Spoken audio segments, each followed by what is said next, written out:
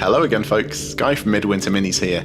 In this episode I'm going to show you how to quickly and easily create this glowing blue light effect without using an airbrush. First off, a quick apology for the delay in getting this video up. I wasn't expecting quite so much attention on my first video, and I've been pretty busy with business trips and moving house, and then I got excited about this guy, and these dudes, and this stuff, and I got my room organised. Anyway, let's get on with it. To start things off, you'll need to fully paint the model you want to apply this effect to beforehand. We're simulating light hitting areas of the model, so to get the best results, the area should be the colour you want them to be before we begin. You can see here that I've got a necron triarch stalker that I've painted with a textured sandstone theme, following the steps in my first video. All my base coating, textures and highlights are completed, apart from the glowing blue effect that I want to add. Just as we did in the first video, we want to define the areas that will be creating the glow with a deep blue. I'm using Vallejo medium blue, thinned with a drop of water. I'll demonstrate this on a large area, this glowing orb from the triarch stalker's body, and a small area, the eyes and orb on the necron's face. For the large area, just take your time tracing the edges of the area, and then fill in the gaps. If you look closely, you can actually see a weird effect happening here. The paint isn't sticking to the sandstone colour very well and pulls back onto itself. Sometimes using a glossy varnish or wash can reduce the adhesive quality of the paint you put on top of it, especially if it's nicely thinned, but usually a bit of perseverance pays off. Keep working the paint over the area and it should start to behave.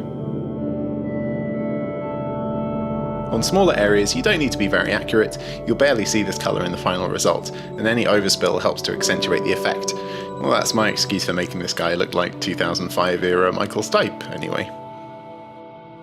Although I'm only focusing on the two areas I mentioned in this video, I also base coated all the other glowing blue parts to make my paint job easier further down the line.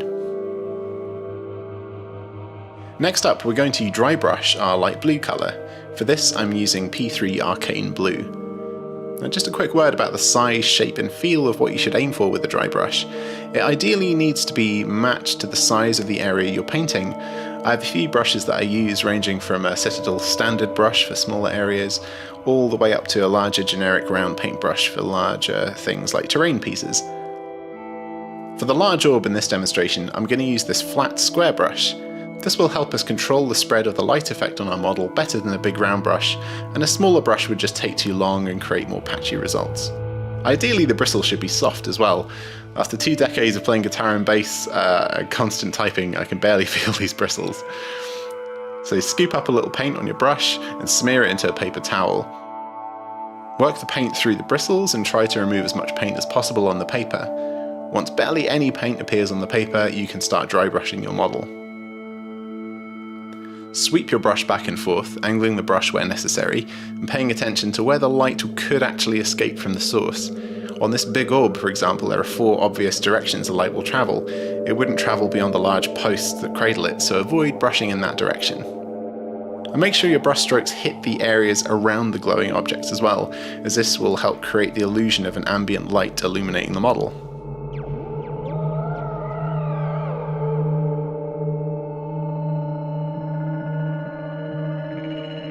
For the small details, I'll use a standard Citadel brush.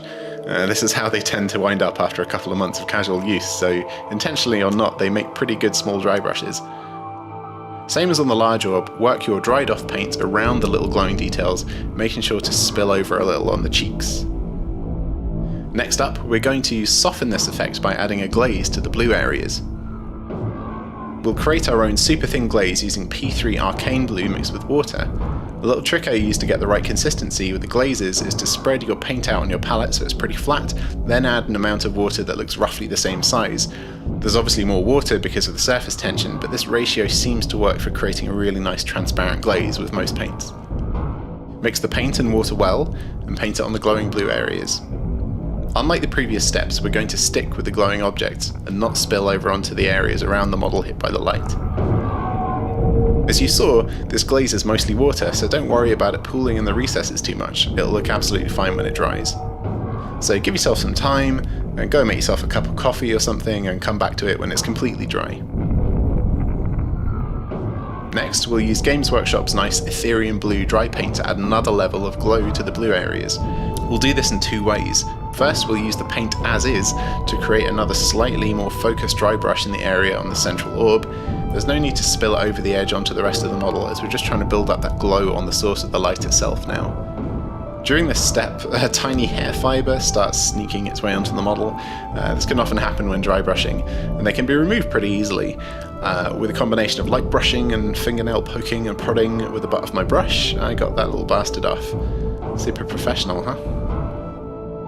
Now we'll quickly add a little dot of highlight to the eyes and orb on the necron's face. Make a little bit of glaze in the same way we did with Arcane blue, but this time we'll use the same Ethereum blue we just used on the big orb. Now, using a small brush, carefully hit the centre of each small glowing object. It looks super bright right now, but it'll dull down as it dries. Almost there. To add a bit of richness and depth to the objects, we'll add a recessed shade of Games Workshop's Guilliman blue to the edges of each glowing object. We'll carefully work around the circumference of the large objects using a standard brush.